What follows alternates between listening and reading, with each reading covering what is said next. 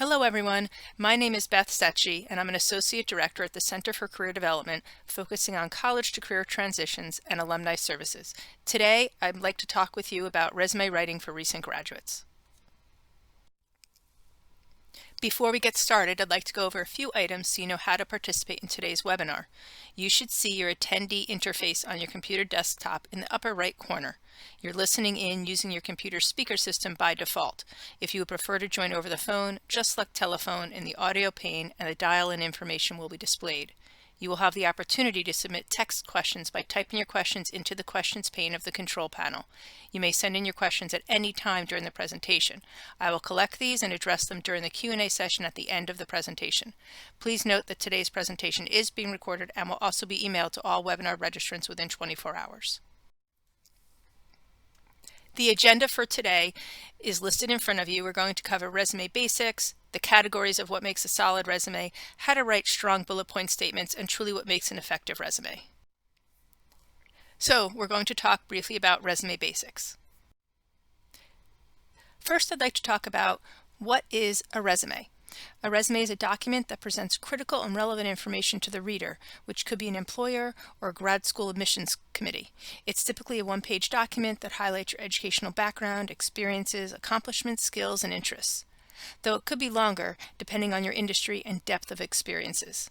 It's the most important document in marketing yourself professionally, so you want to make sure that it represents you well.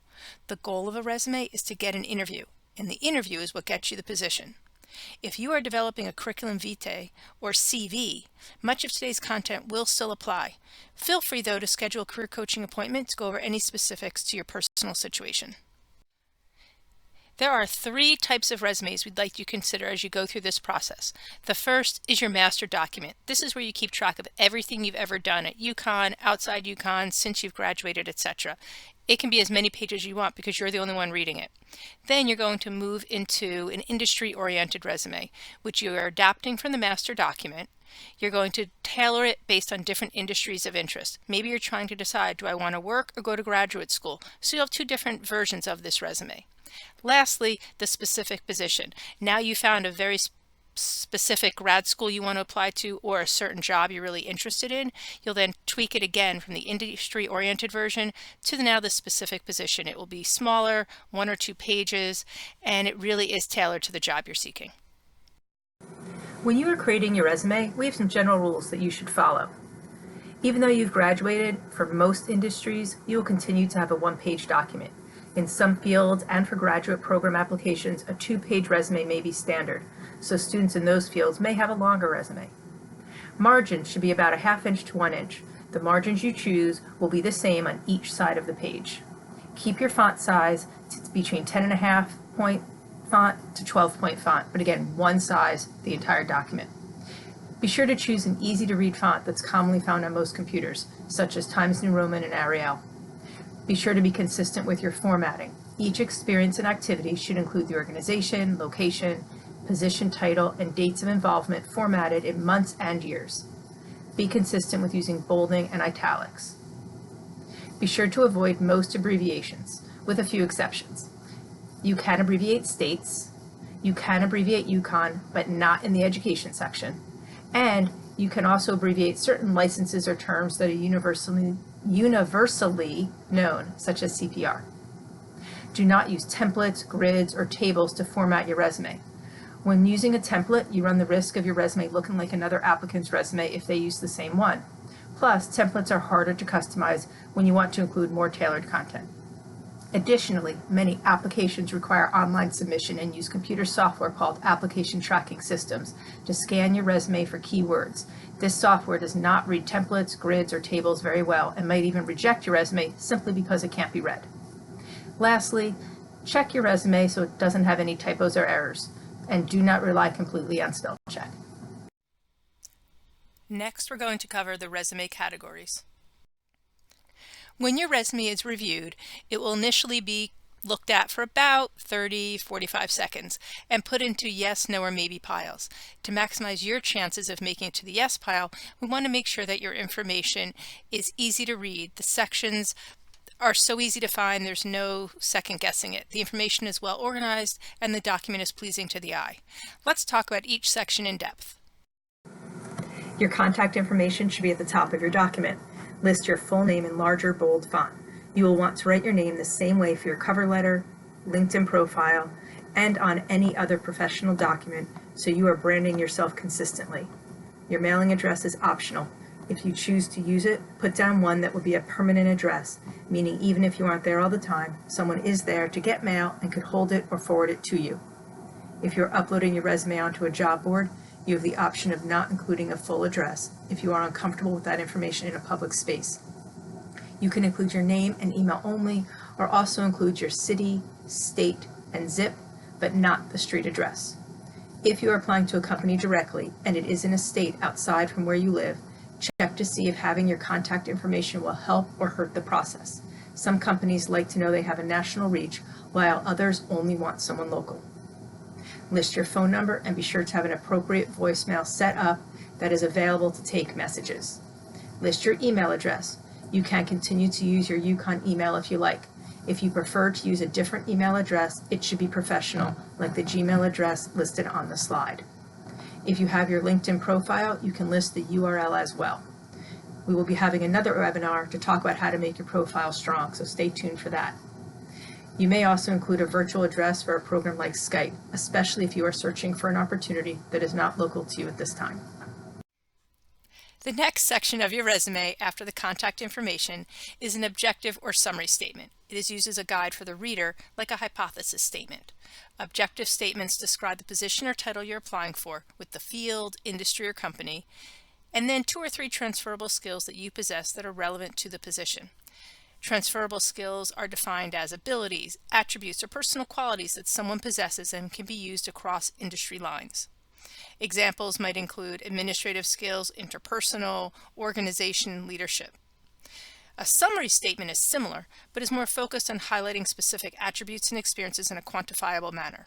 If you are using this document for graduate school, you would not use either the objective statement or the summary statement. Ultimately, the section is completely optional. If your resume is focused on one career path and is clearly oriented to one industry, you may not need this section. Also, you would not use an objective statement after your first job. You may choose to keep a summary of skills if you like this format.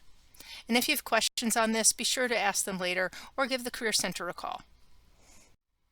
For the education section, you will include spelled out University of Connecticut, Storrs, Connecticut, your degree, your major, if you earned a minor, if you had any honors or scholarships. You can include coursework in this section. You can choose to include your GPA if it's over a 3.0. Please note that where the date is located, it is on the same line of the bachelor's degree. In this example, the major is also on that line. If you put the major underneath, which is fine, keep the date you graduated on the same line as the bachelor's degree that you earned. If you happen to have earned 2 bachelor's degrees in the same college, Bachelor of Arts, English and History, if it's 2 different colleges, Bachelor's of Science will be on one line and Bachelor's of Arts will be on another. Your skills section is an area that can fall in different places on your resume. You may choose to have it next, following the last section we just covered, or you may choose to have it at the bottom of the resume. It really depends on what it is you're trying to highlight. In this skills section, though, you will really focus on measurable or technical skills, such as computer, language, laboratories. You can also include certifications, as is listed in the example. For other ideas on how to lay out your skills, see the tip sheet that's attached as a handout, or you can go to UConn's Career Center's website and search under resumes. Also, just to note, you will see that CPR has been abbreviated. Remember we talked about abbreviations? UConn may be abbreviated during the resume, but not in that education section. You can abbreviate a certification if everybody who's reading it will know what it's about. For your experience and involvement, I'd like you to remember that we want this section or these sections to be very consistent in formatting. You will list your jobs or positions that you've held, which will include the organization's name, where it was located, your job title, and the time period which you were there. Be sure you include both month and year, even if it was the same year. Notice that how in these 2 examples, they have the location at the top with the company name or the Husky-thon, and then following it is the position that the person held. Now you may have additional sections on your resume because your resume is your document that you can customize to fit all of your experiences and tailor for every specific position. There are all sorts of other sections you could include, such as leadership experience, research experience, military, volunteer, practicum or clinical experience, academic projects, and interests. See the examples on the slide for how to write out an academic project, which could be a presentation, large paper, or group project. Interests may be included on your resume if you have the space. If you'd like to see additional sample resumes with numerous styles, content, and layout ideas, visit the Center for Career Development's website, and the direct link is on the slide. Now that we've laid out your resume so it looks absolutely fabulous, we want to get into the depth of your resume, which are bullet point statements. Bullet point statements are truly the crux of your resume. You will have 1 to 2 lines that describe what was accomplished or learned in a certain experience. They highlight your contributions to the end result, so it's quantifiable, and it allows that reader to understand how each experience relates to the one you're applying. Now with that 1 to 2 lines, that means each bullet statement can be 1 to 2 lines. You may have multiple bullet point statements with each experience, or sometimes you may actually have no bullet point statements. So let's talk about it. There are some general guidelines you should follow when writing bullet point statements. They start with an action verb. They are in third person and do not contain personal pronouns such as I, me, my, their, or them. And pay attention to verb tense. Past experiences are in past tense, and experiences you're currently engaged in can continue to be in present tense. Now that you've graduated, it is a good time to put end dates and change tenses for those experiences that ended. As I previously stated, in your bullet point statements you want to quantify, so I want to go into a little bit more information about this. When you quantify, there's lots of ways you can do this. You can speak specifically to the number of people that you are interacted with. You can speak also to a specific number of projects or presentations that you completed. Sometimes though, you may have to round it out to be an average number, but don't round up. Lastly, you can have a percentage of students, that may be a range of information. So quantifying is pretty critical. The good news is there's lots of ways that you can present that information. Now I'd like to talk about how to write bullet point statements. For this example, Jonathan Husky is looking to work in the publishing industry in a position that needs creativity, critical thinking, editing, communication, organizational skills. So Jonathan will emphasize these skills in his bullet point statements. This is like that objective statement we talked about earlier. Even if you don't use one on your resume, because it's like a hypothesis statement that will guide the document, it's still a good idea to go through this exercise. However, you would not leave this statement on your resume. You're just using it as a guide while you develop the bullet points. Next, Jonathan Husky needs to develop bullet point statements that demonstrates one or more of the transferable skills he listed above. Bullet point statements include 3 elements, which we call what, how, and why. The what is, honestly, what did you do? What tasks or responsibilities did you complete? The example says, read articles. The how refers to how you did it. What skills did you use to complete the task or responsibility? Ideally, this part highlights a transferable skill you listed in step 1, but it could also be a measurable skill. The example says, editing, communicating, writing, proofreading, and analyzing. Lastly, let's look at why. Why did you do it? What would have happened if you weren't there? What were the results or importance of the task or responsibility? How did it lead to a positive outcome for the organization? Our example says to help staff have accurate information and make sure articles were clearly understandable. Once you have your how, what, and why components, you're able to combine them to form a whole bullet point statement. Let's look at the example on the slide. You can see that Jonathan Husky wrote several drafts before getting to the 4-star bullet point statement. So if we first look at the example with the 2-star bullet, it's just read and edit articles to help the staff write good content. We pretty much took that directly from the exercise on the previous slide. The statement is simple and does not include many details. So let's improve it. When we go to the 3-star bullet, we've adjusted some language now, say to proofread articles and edit errors to ensure content is easily understood by the reader.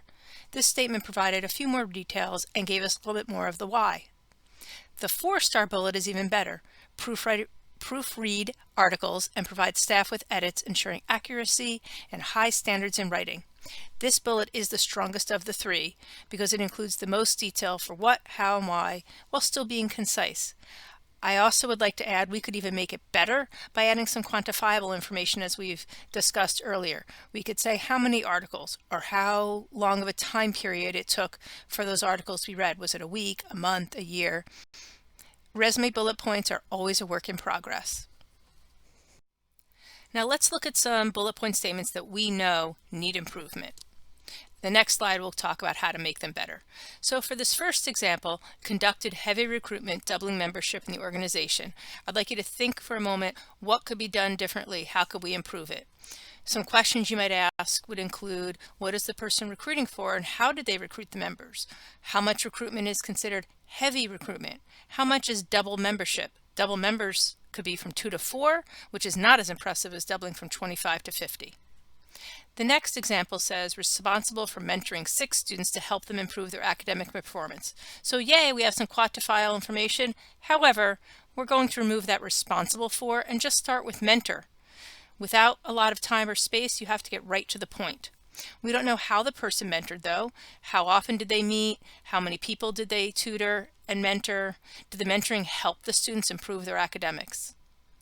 Our last example says develop presentations about study abroad for first-year experience courses. Once again, we don't know anything quantifiable. How many presentations? How long did they last? What was the format for delivery? Study abroad is a really big topic. What specifically about study abroad did the presentations cover? How many classes or people will those presentations reach? You can see that initially these bullet point statements look pretty good, but after a review, they could be so much stronger by including more detail. Please think about this when you're writing your own bullet point statements. I know we just looked at 3 examples. Now we're going to look at one of them and take it from a 2-star bullet to that 4-star bullet. So to restart our memory, responsible for mentoring 6 students to help them improve their academic performance. There's a number of areas that are wrong with that statement. It has personal pronouns like them and their, and it also begins with responsible for. Employers and grad school programs don't care what you're responsible for doing, they care what you did and how well you did it. So let's just say instead of responsible for mentoring, let's open it up with that 3-star bullet. Mentored 6 freshmen in weekly one-on-one sessions to improve academic performance. Now we know a little bit more about the year in school of the students as well as how the mentor worked with the students one-on-one, not in groups, and the purpose, again, improving that academic performance. But how well was it improved? Let's look at the 4-star bullet. Mentored 6 first-year students in general chemistry, weekly one-on-one sessions, which led to an overall 30% increase in test scores. So now we know the subject matter. Again, we know how often. We know the, the dynamic of the individual was one-on-one, which was said in the 3rd-star bullet. And now we know too that the students had a 30% increase in their test scores. So we have really good quantifiable information and the reader has a good sense about what the person did. I'd like to talk to you further now about what it means to have an effective resume. An effective resume can really make a difference because a well-written and formatted resume tells an employer or grad school admissions committee about your professionalism and improves the chances for gaining an interview. It is your responsibility to demonstrate how your academic, campus, or community involvement and work experiences connect to every specific position you apply to. So take a moment and think about what you did while at UConn and how you gained specific skills that are applicable to your next venture. Your W classes emphasized written communication. Your Q requirements may have honed your analytical skills. Did you write any research papers? That would draw upon critical thinking. How about group projects? Chances are you have some key teamwork and problem-solving attributes that can be emphasized. Remember I talked about earlier those academic projects? That's a great way to highlight it. So look at position descriptions and search for clues, use keywords, and draw connections. It is important to remember that a successful resume must demonstrate experiences that match what the intended audience needs. Now is the time to take a hard look at your past few years and think about ways to articulate key elements of this experience in a way that highlights your attributes and abilities. If you find yourself getting stuck, then arrange for a career coaching appointment because that might prove pretty valuable. These can be done in person, on the phone, or virtually through a web system. Now let's look at this job description for an internship at 5WPR. Even though you've graduated, I still think this job description is a good example of how to highlight skills, so I like using it. Tailoring your resume helps employers see that you match their needs, and the job description will help you do just that. Tailor your resume for them. When you're applying to a position, take some time to read the job description and highlight or circle keywords or skills. Now, in this example, the job description emphasizes communication and interpersonal skills. You need to be articulate and know how to use a telephone, have some computer skills, work in a fast-paced environment. I believe there's some teamwork involved. So if you were applying for this position, you'd want to demonstrate to the employer that you possess these experiences, qualities, and skills in your resume. You choose a format that highlights the most relevant experience. Highlight transferable skills in that objective statement or that summary statement, as well as your bullet point statements. And you identify key measurable skills.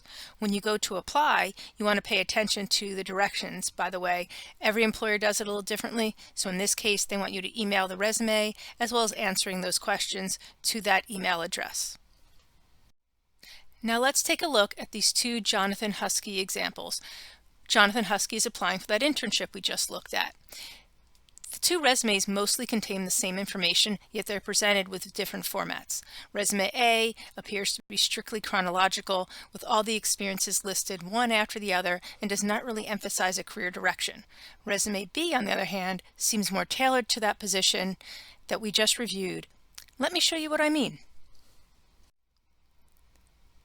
Let's compare Jonathan A and B in a little more detail. So, remember, Jonathan is applying for that internship we just saw on the previous slide. So let's compare a few points. Jonathan B has added a tailored objective statement that says the name of the organization and says what skills will be utilized. Jonathan B also has included relevant coursework. Now let's look how the experience is organized. On the left, remember, it's all just strictly chronological, but now on the right, it's broken down. All public relations experience is set off by itself, then the leadership experience, the work experience, and the campus activities and volunteer. On Jonathan A's experience, all that Big Y supermarket job has multiple bullets. They're just not as relevant to this role. So on Jonathan B, they don't have any bullet points. So again, keep that in mind as you adjust your resume. Lastly, Jonathan B is highlighting computer skills, which are totally relevant for this job. Be sure to visit CCD On Demand through the Career Center's website to watch smaller videos about sections of this webinar, and there's plenty of other topics too, like interviewing and LinkedIn. Now that you've sat through this webinar, we want to make sure that you can refresh information as needed. So you can continue to use the Resume Professional Writing Guidebook. It is available online off the Career Center's website if you don't already have one.